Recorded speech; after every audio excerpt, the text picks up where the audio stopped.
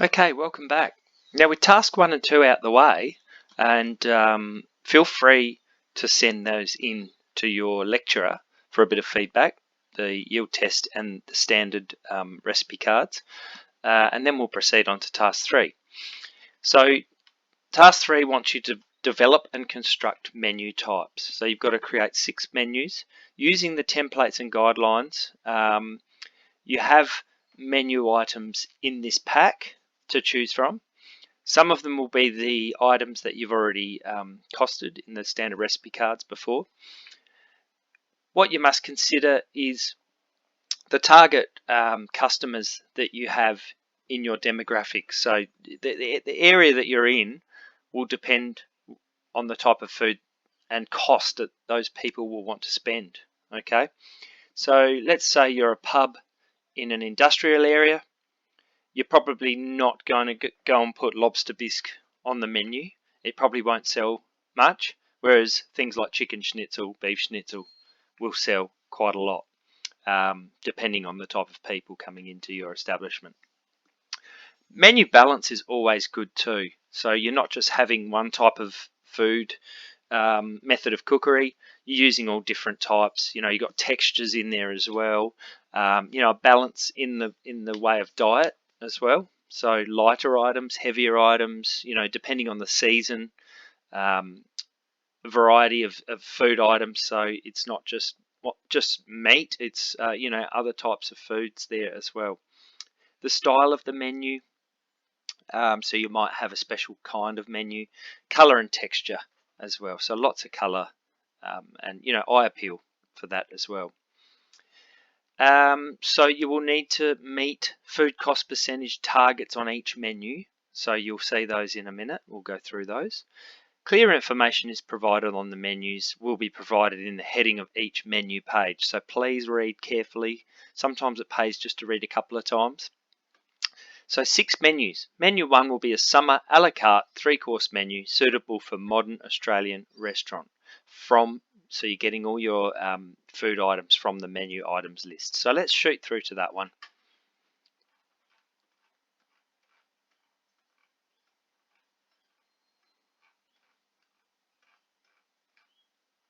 So there's your menu items list. So again, have this open on one screen, and then if you've got another screen, have the menu open just so you can sort of copy and paste from there.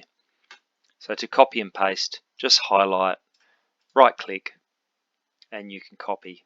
Or the shortcut, keyboard shortcut is highlight it and then Control C, and then to paste. So if I'm copying that, Control C, and then I'll Control V to paste.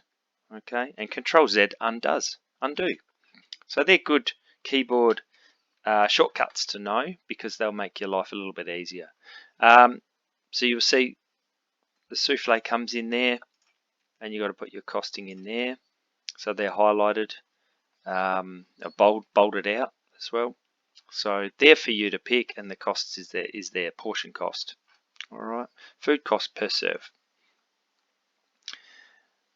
So this is all task 3. All of these are your food items. Okay.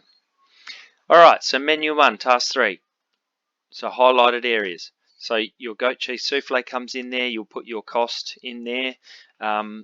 So that's the menu item cost to go in there. All right. Now, entrees should be lighter. Don't repeat menu items. So maybe not another cheese item or another salad item within there, and represent the season as well. So have a look at the season. Summer. All right. A la carte menu means it's from the card, so a customer is actually ordering off a choice.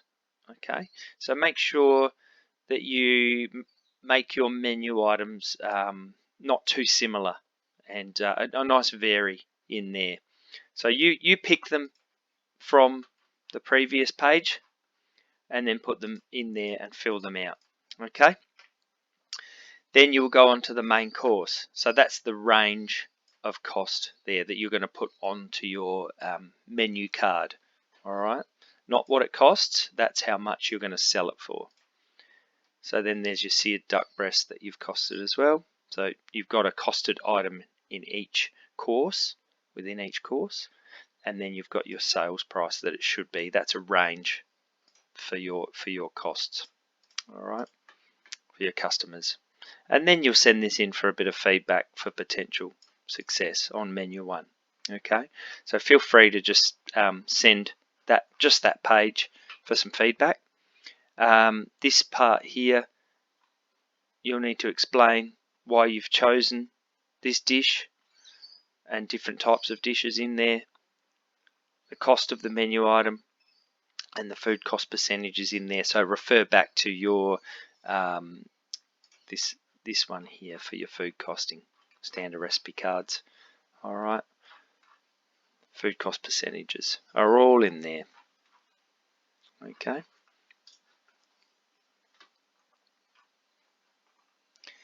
Then the next menu you'll have, so that's menu 1. This is menu 2 here. Sorry, I skipped a bit ahead.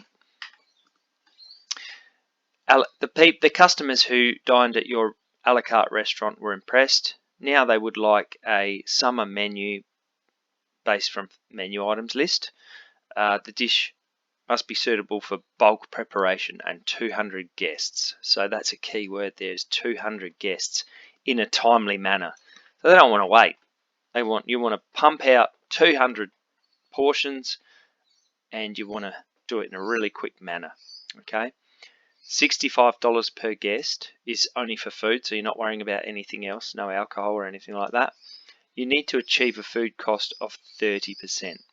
So what that means, if you divide 65 by 30%, you should be on the money with that when you add all of your menu items up.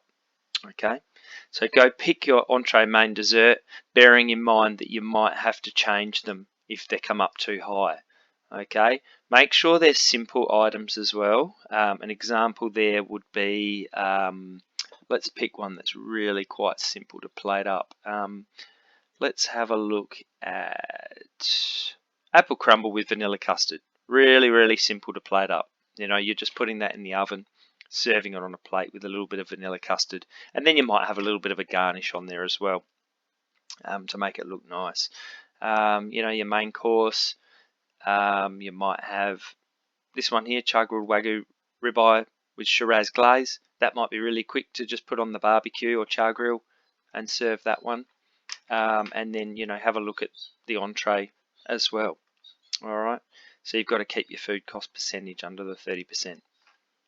So I guess the first thing you would do is go and put the entree, main, and dessert in there, and then see if they come under the price of 30% of $65. Task 3 is menu 3 is fine dining degustation. So degustation means it's lots of smaller courses. A lot of restaurants actually do a little fine dining degustation where you might pay $70 and you'll have, you know, 6, 7, 8, up to, you know, 10 courses, and they're real small portions of what they usually serve on their a la carte menu.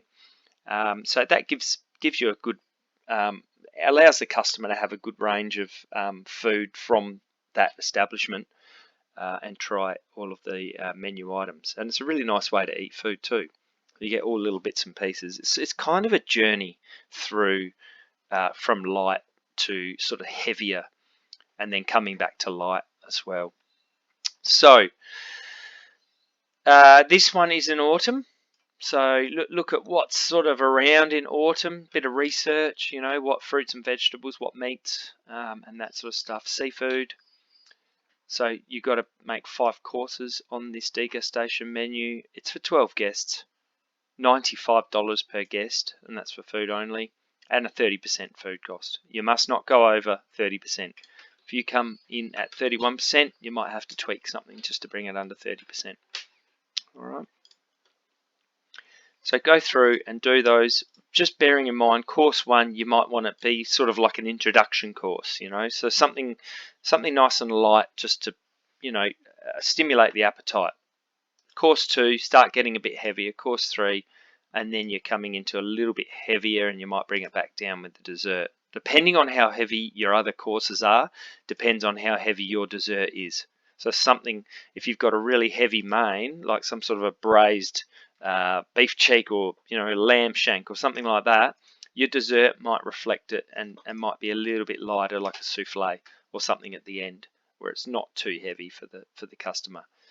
So they're not rolling down a hill to get home. Menu 4 is table d'hote.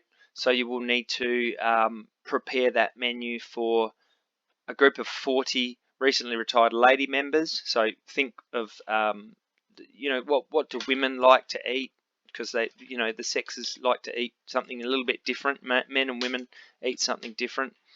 It's a lunch menu, and it's during winter. So those keywords are really important there as well. So they want to spend $28 per guest for 3 courses. So you're looking at 28% on that one as well. So again, go through, find your 2 entrees, 2 mains, 2 desserts, and then change the food cost percentages afterwards if it comes out a little bit higher. And we're always available for some feedback as well. They're not actually asking you for any special dietary or textured modified foods here either.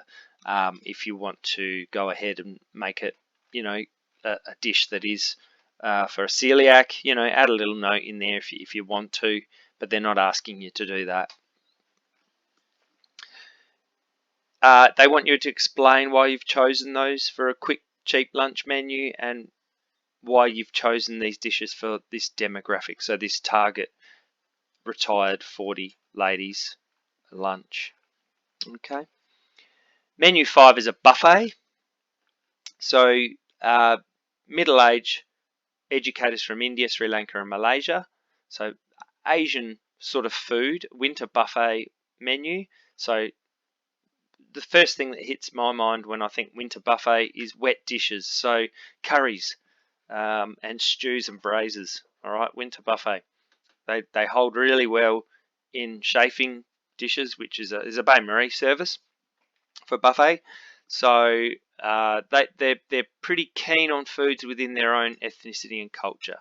All right, so you go through the menu and you'll pick foods that might be slightly Asian in flavour. That doesn't mean that they won't have, duck and vegetable biryani. They'll have, that's a nice sort of Asian Indian dish there. Just go through lamb rogan josh, for example. That's a wet dish. Stir fry will hold up nicely in a bain-marie as well. Sri Lankan fish curry. Think of those sort of dishes that you're going to serve on a buffet where customers might be helping themselves, or you might have a few cooks actually just plating up the food as well. Theme to the specific culture, suitable for display of cold items safely, and hold hot food in a hot bain-marie for self-service. So they're saying self-service. 2 cold, 5 hot from the menus list, including accompaniments as well. All right, so they're all in there. You just have to fill them out and then cost them as per what it says on the menu list. Menu 6, the best for last. This is an aged care facility lunch and dinner. It's called a cyclical menu, so it rotates around week by week. So it's the same, it might be a 13-day turnaround there. So the spend is $8.95 for the 2 meals.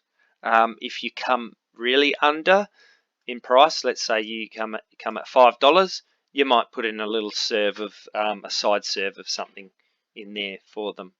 All right. Spend close to the amount. You want these people to have value. So if you're coming in too cheap, maybe you are too cheap. So maybe give them a little bit more food to be a little bit value. So if you came in at sort of $7.50, I wouldn't worry about changing it. But if you come in at $4, you might want to give them something else there as well. So a little side dish or something. All right. So it says accompaniments and multiple courses as well. So, old folks facility, Sunday, they like a roast. You might put Yorkshire puddings with that. That's just as an example, and you might give them a nice dessert for that as well. So the first thing I'd do is just go through and put in all the food items and then the costs. You know, go and pick them. You're probably going to have to change them. So that's lunch, that's dinner, cost per day. So you're adding that one and that one to make the cost per day. Like I said, most people need to change a couple of things on there. Make sure you're not repeating on here, so you're not repeating items. Lunch, bear in mind, people eat a little bit less for lunch, although everyone's different, you know. But dinner, you might have something a little bit more hearty for the old folks there as well. All right, so there's week 2 in there also. Now, task 4, I'll talk about task 4 now. So what you'll need to do is send this to someone, probably you know, it could be me, but it's probably better if you give this to a family member. Explain the different types of menus, what they think of the menu. Would they eat the menu? Do they need any more food on there? Get some feedback if you can. Don't just tick yes, yes, yes. I need a little bit of, you know, what improvement would they make if they were dining at your restaurants, eating your menus. And you'll need to submit that as well. So it doesn't take long to do that. And then if you do make some changes, please keep the original. We can see where the changes have been made. So save the file as a different file name, and then we'll know, you know, that it's plan and cost assessment part 2, you know, take 2 or whatever you want to call it. All right. Thanks for listening, and I'll see you in the next video.